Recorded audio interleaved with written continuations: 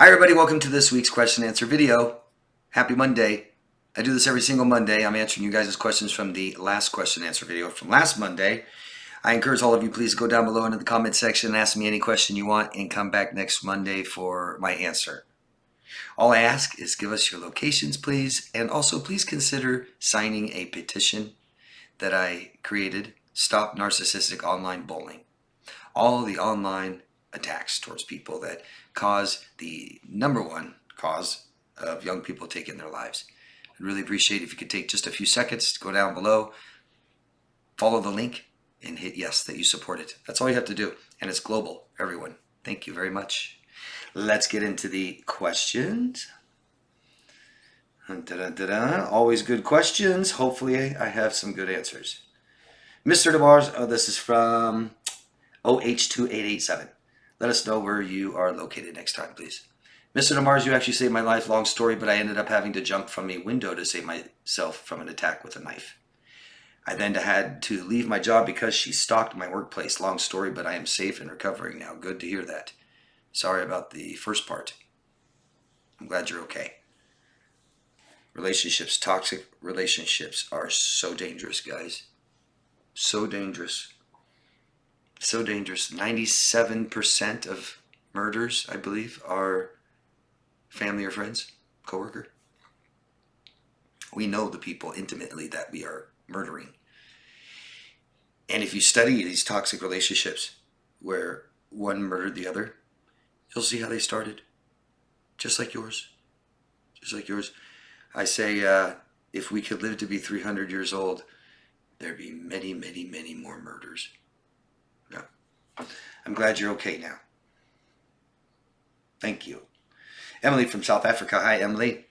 I went for so long thinking that the only thing that was important and the only thing I focused on was getting away from my parents.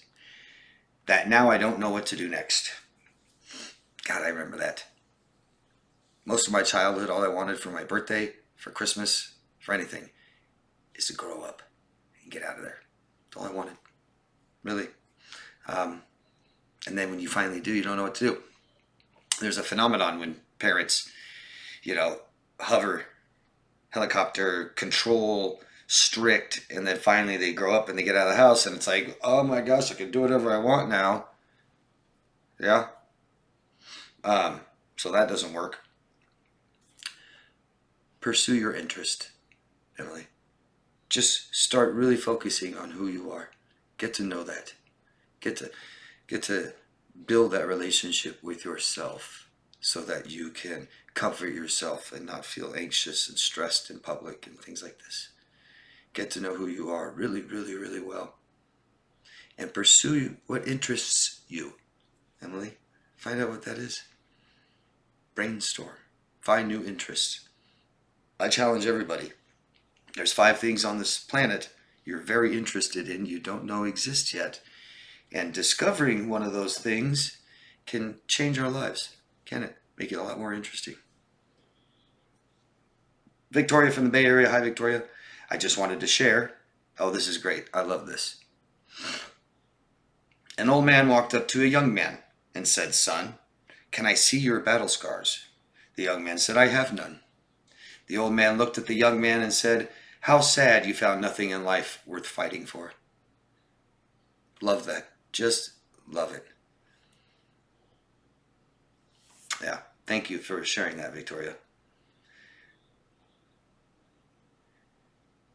Rory from Ohio. Hi, Rory. Hi, David. You forgot to answer my question. Oh, no. I read it, and I don't know why I didn't answer it. So if I do that to anybody else, please keep asking me again. It happens. Sometimes it gets deleted. Sometimes I miss it. Sometimes it doesn't show on my computer. It'll show on my phone. So thank you for repeating it, taking your time, and I'm sorry. It will help my typing skills, LOL. Good evening, David. Ohio here, but visiting family in Michigan. Having a best, laughing till my ribs hurt. Tripped over one of their Frenchie dogs, but sat down in one of their plants on the coffee table. Oh no. I said I was houseplant sitting. I have found that my husband could be very vindictive. Yeah, those little dogs, man, I love them, but they are extremely dangerous. A lot of people break their hips on them and stuff like this, just trying not to step on them. I found that my husband could be very vindictive, even into his 70s, till the day he died in the nursing facility. He would call me at home and accuse me of things, get mad at me, and wanted me to take a lot of things back home. I got to the point I said, if I take these books or whatever home, I will not bring them back. There were over 60 hardback books. Oh my gosh, it's like boxes. I think I forgot to put this in question form. LOL. Why are they so vindictive? As always, I enjoyed the Q&A Monday. Take care. Why would people be vindictive? I think angry people, right? People that are angry usually lose the source. They're angry a lot of times, don't know why. They don't express it in any healthy manner. I think vindictive people don't have very good moral conscience, moral compass. They lack self-awareness to understand that I'm doing bad things to somebody because they did bad things. And that's, then you're doing bad things. So whatever you judge them about, you judge yourself, right? Control. Someone who has had a hard life, a hard childhood, who feels out of control, can't manage his life, really hates when things don't go his way. The grandiosity, the entitlement. I want my way. I will throw a temper tantrum and I want revenge. I feel like I'm being slighted all the time. I'm feeling like people are doing things to me and getting the best of me because I don't know how to manage my life, manage relationships. They all fail. And I just get so angry that things don't go my way, that I don't get what people get in life. What do you think? I would imagine that's somebody who's already tried to control you or had some control over you and then lost that control over you. Ownership. How dare you? You belong to me. You don't go do it. I told you you can never do that. How dare you talk to other people about me? Stuff like that maybe, huh? Always feeling slighted. Always out of control. Can't manage my life. Ego. Can't bruise my ego. Objectifying. You're my property. You do as I say. A lot of reasons, yeah.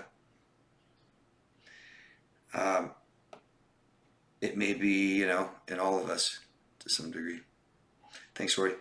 Ali from Sacramento is moving soon. Repacking. Great time to organize and get rid of stuff. Ali, what do you really need? Travel light. It's so healthy. It feels so good. Good luck. Stuart. Don't know where you are, Stuart. If you can, let us know your location. Hi, David. Thanks for answering my question. I had been considering going the legal route for a while. Silence has been the best policy so far. I guess I hope she'll get bored and move on. Nope. Boredom is what's making it worse. She has no life. That's why people obsess on others and harass others and attack others, because I'm not just bored. I'm worthless. My life is worthless. I have nothing. I obsess on other people and other people's lives, and I want to ruin them, and I want to be in them, and then, yeah. We hope for drama. That's a good thing about these people. Eventually, they find it. And that's what keeps them away from you. Yeah. Someone else, another person, another toxic person together. That's what we want. We want something bad in their family to happen. We want financial ruin. Yeah, we want a really good job. Something like that. That's what we want.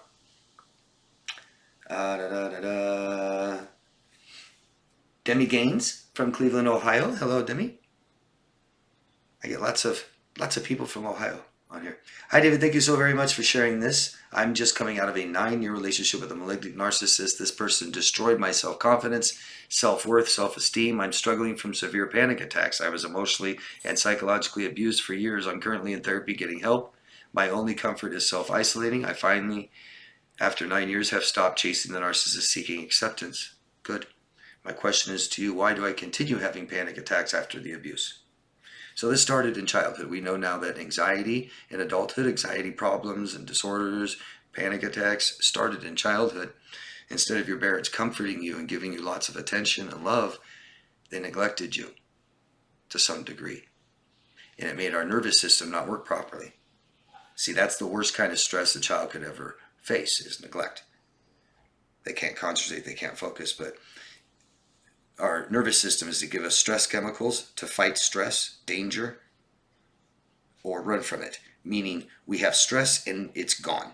It comes and it goes every once in a while. It gets bad and we get rid of it or we leave. But in childhood we can't do that. So we just take it and we take it and we take it and we take it and we take it and we take it and we get abundance. See, our nervous system works like this. Sympathetic, parasympathetic nervous systems working together for our central nervous system to protect us. Stress chemicals are powerful. Yeah, adrenaline. Pick up a car maybe, huh? Save our son. If that's real, I think it is. Now we're in adulthood and we keep doing it, don't we? We stay in a bad relationship. We had stress for so long. We need our nervous system to start working properly again, to start functioning properly. We have dose chemicals, dopamine, oxytocin, serotonin, and endorphins. We need more of these. Not too much, but we need more of these. And we need to lower our stress chemicals. So you guys have to identify what's causing you stress at all and get it down here so we can detox. So we can have hopes that our nervous system starts working properly instead of just taking antidepressants and anti-anxiety medicines and just keep trying to function the way that we have been that's been dysfunctional. Okay? Hope you're getting further and further away from this stressful experience. If you have major trauma, it's going to linger. It's going to keep being stressful until we heal from it. And we can sit in a dark room and drink every day and be traumatized and have panic attacks for 40 years. Or we can talk about it and start feeling better, getting help how to reduce stress. Okay? I'm sorry that you feel this way. It's awful. I hope you know that you're okay when you have panic attacks. We think that we're going to die or have heart attacks and call an ambulance. Don't do that. They'll get mad at you because that's how okay you are. We have to tell ourselves this. We've lost the relationship with ourselves. If mom comforts us by the things she says, we have a good relationship with mom. If we comfort ourselves by the things we tell ourselves, we have a good relationship with ourselves. If we can't do that and we have panic attacks, we don't have a good relationship with ourselves. Okay? Something to work on. But you're okay. And you're going to be okay. And this is all healable. Okay? Good luck. Critter Pause. Let us know where you are. Please tell us your locations, everyone. If you watch this video, you have to know I want your location. Do you watch the video? Haven't even gotten past intro, but want to get, haven't even gotten past intro, but want to go ahead and say I've been researching AVPD, Avoidant Personality Disorder, because I am sure things aren't normal with me. I don't think anybody's normal. One of the worst things we can do is self-diagnose ourselves. It's pointless. It's really bad. Really, really bad to do that. It can be very, very damaging. Maybe you've learned that having avoidant personality disorder can never change. I can't change that. It's very common with people with personality disorders, don't change. So if I can't change being avoidant, I'll just accept it and just be an avoidant person for the rest of my life. When in fact, you're just emotionally avoidant, or you've just been traumatized. Avoidancy is a common reaction to people hurting us. Doesn't that make sense? Bad experience with people, I get scared, my brain takes over and says they're going to hurt me, they're bad, they're toxic, they don't like me, I'm not good enough. All these reasons to keep you isolating, to keep you safe, avoidant. You can be very physically safe by being very avoidant. You can also be extremely emotionally toxic and unhealthy by being avoidant. Okay? Go get a diagnosis if that's something you're worried about. All right? But go with what you know. You've been neglected, if you've been abused in your childhood and you're having abusive relationships in adulthood, why don't you look up reactions to abuse, prolonged abuse? Yeah? But we can't diagnose ourselves, okay? We just can't. Don't do that. It's not good. It really can hurt us, just like a wrong diagnosis from a doctor can really damage us. So can that, thinking we're something we're not. Rel Rodriguez, the Healing Family from California. Hello. Congrats on 50,000. Thank you. Thanks for helping. Best Badass online coach here. Best humor, examples, explanations, thoughts, advice, and much more. Thank you. Can't thank you enough for all you do in this world. Can you give examples of gaslighting when it comes to BPD so I can understand it a bit more? Thank you. Yeah, and somebody else asked about that last week or 2 weeks ago, and I didn't give any. I don't think I gave any last week, so I'm glad that you asked. Thank you. Well, the thing is actually last week, if you watched last week's video, I gave several examples of gaslighting. Yeah, several. Did you not see that? Did you watch the video? You probably didn't even watch the video. Well, obviously you didn't. If you didn't know that I gave examples just last week, you didn't watch them. So you did watch. So is your memory that bad? I mean, someone asked me to give examples, I give examples, and here you're asking me to give examples again? Are you okay? I hope it's just your memory. I hope it's not from hitting your head there a couple weeks ago. Remember when you did that? Remember when you bumped into my elbow with your head and hurt my elbow? Yeah. I think we need to go to the doctor. Gaslighting. Example. Doubt yourself. Go crazy. I mean, we have to be able to trust someone in life, right? You have this person you believe that's your partner, and they're your enemy. I had a boss once.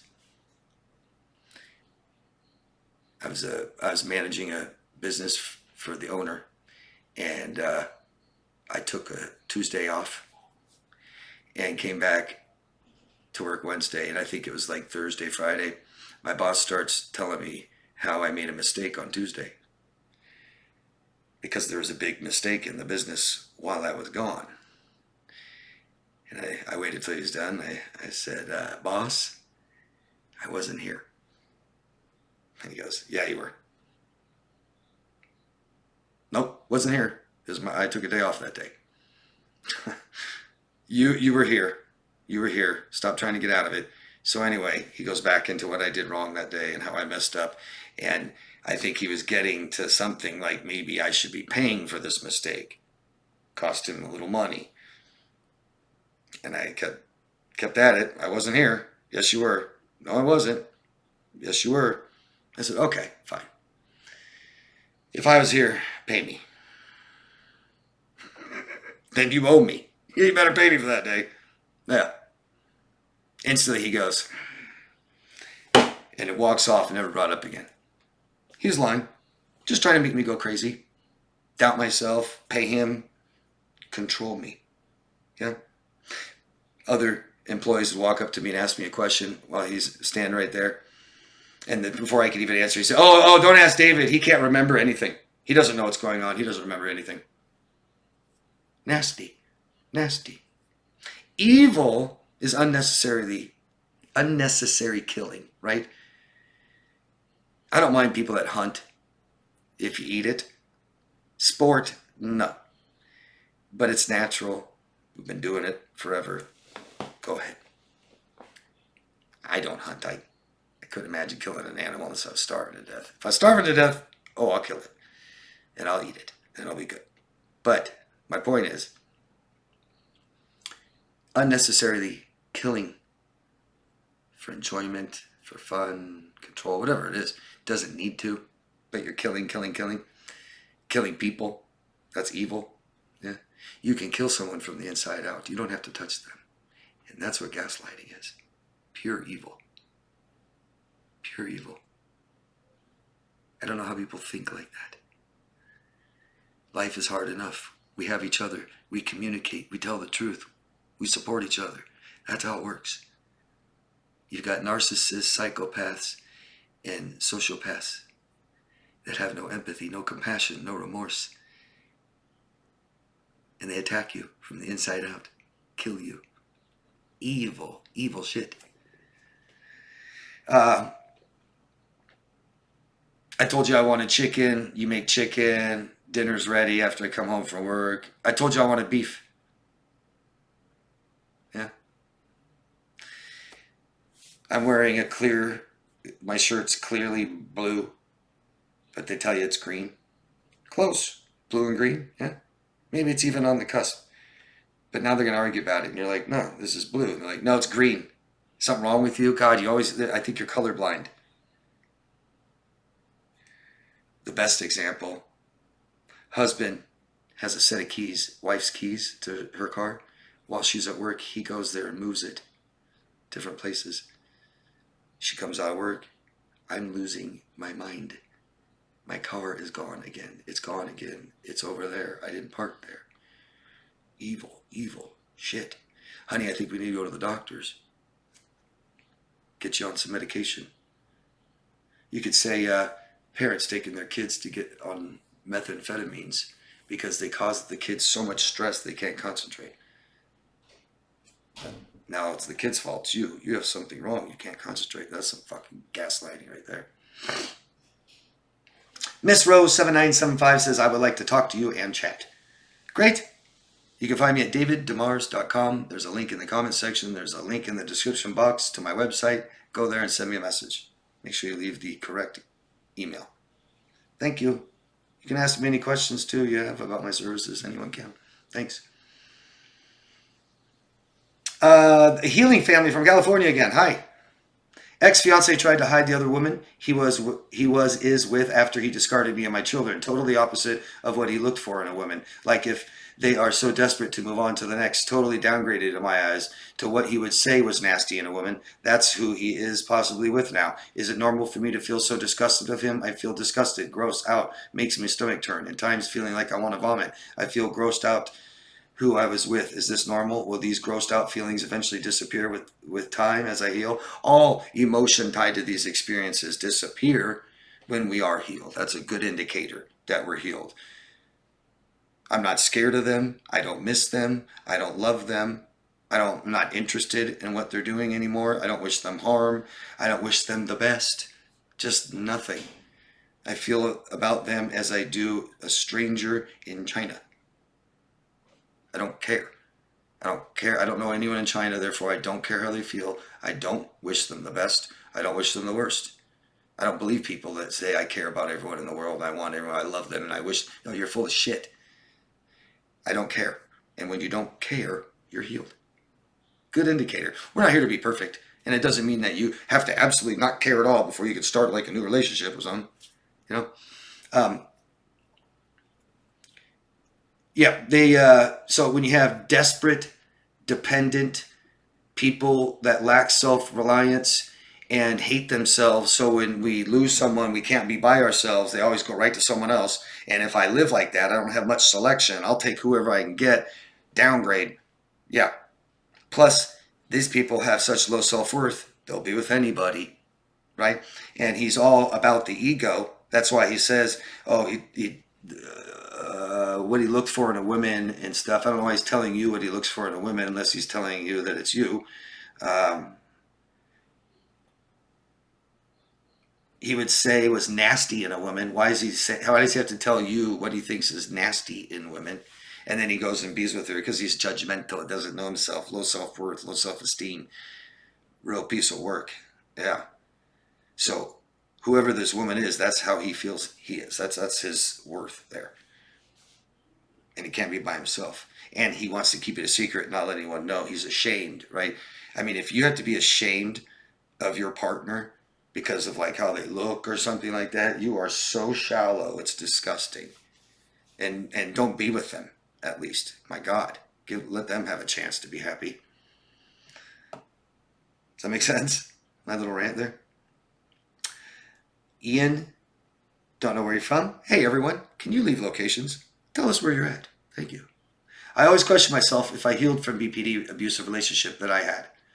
I did so much work, but I'm not sure if I healed because I still miss the BPD ex, but not as intensely as I used to. I feel I accepted the fact that I was never loved.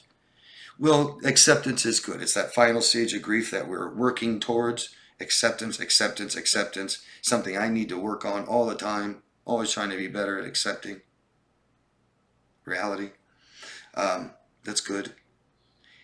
Like I said, we're not here to be perfect. I'm sorry for your loss and you still miss this person. You said you've done so much work. There might be some more processing we need. If this person abused you, I'm just saying, if they abused you and didn't meet your emotional needs, what do you miss? What do you miss? Yourself or them? Something to think about. That is all, everyone. Please share your own examples. Let me know what you think of my answers, please. And if you feel this video is beneficial to you or somebody else, I'd appreciate a thumbs up. Subscribe to the channel because I have stuff post almost every day. You'll know when it comes out. And thank you. Keep asking questions. Give us your locations. Support the petition. And love yourself first, okay? Have a beautiful week, guys. Thank you. Bye-bye.